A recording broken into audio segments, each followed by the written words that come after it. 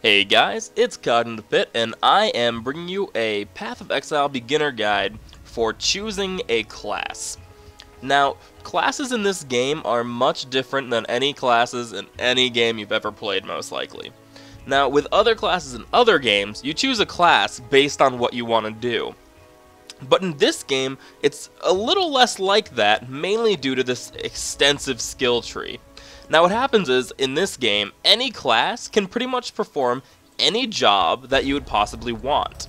So let's say you want a melee character, well you could have a witch perform those jobs, although it could be less efficient than if you chose another class. But it's not because anything that the class really starts with, but it really more has to do with where on the tree the class starts. So as you can see, if you wanted to do some melee damage, if you wanted to be a witch melee damage, you can look up here and there's mana regeneration and intelligence and spell damage right off the tree, which is a little weird if you want to be hitting things with weapons. But if you come down to the Marauder over here, you can see that there's max life and there's strength and there is melee physical damage, thus helping you obtain what it is you really want to do. Now, choosing a class can be rather difficult because you might not be sure what you want to do. So I really suggest looking at some potential builds, or maybe even just trying to figure out a slight idea of where you want to go and what you might want to be.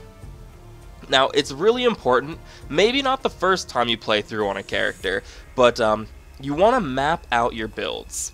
Now, it's really important. In a giant skill tree where you can literally go anywhere on this map, literally anywhere, it is really important to know what skills are really good, what skills are really bad, and like the big nodes that you want to reach. Like for my Templar, I'm definitely going to be coming over here to Eldritch Battery, which means I can't start coming down the skill tree over here.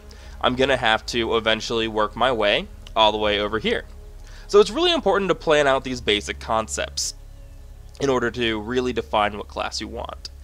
Now, let's say you want to do a melee build.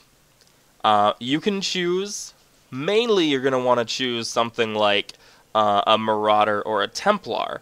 The Duelist, historically, is a pretty bad class in general, mainly just because these first few nodes are not very good, actually. They have small increased attack speed, and pretty bad melee damage, but when you come over to the Marauder, they're actually a little bit better. As you can see, there's higher melee damage altogether, and you got this 12% melee physical damage instead of the 10 on the other one.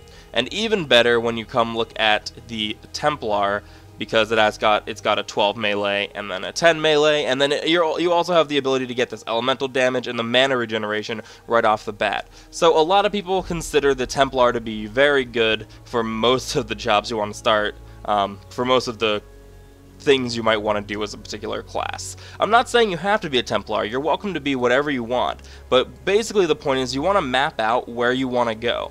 Because what's really cool about the Duelist is right down here, you actually have this 75% increased weapon critical strike chance, which is very good. So there's definitely a viability within the Duelist tree. So it's really about planning. Now, it can be really overwhelming, and you might want to start with a character without planning whatsoever and just kind of wing it and realize that your character might kind of suck. Now, if you don't want to invest that time, I highly suggest maybe checking out some more in-depth guides, which I may be making later, but right now I'm going to be sticking to just the beginner guide. Now, as far as it comes to casting, a lot of people think like, oh, well, the witch is the caster, so that is what I should be, right? Well, that's not always necessarily true. Mainly because the Templar can also be a really effective caster, because you start with the melee, with the mana regeneration rather, and you're able to come over straight to this mana regeneration with the Witch pretty easily. Now it goes both ways, but when you go this way with the Witch, you're going to be missing out on a lot of the things you might have wanted to get.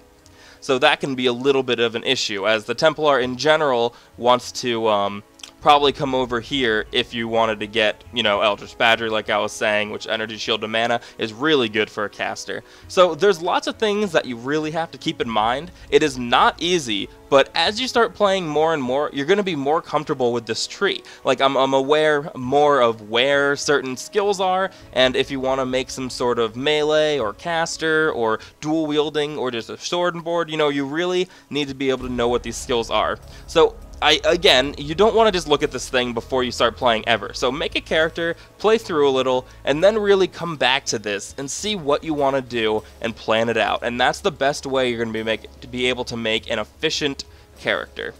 That's basically all, guys. If you have any questions about choosing a class, feel free to message me. And yeah, that's all. Thanks for watching, guys.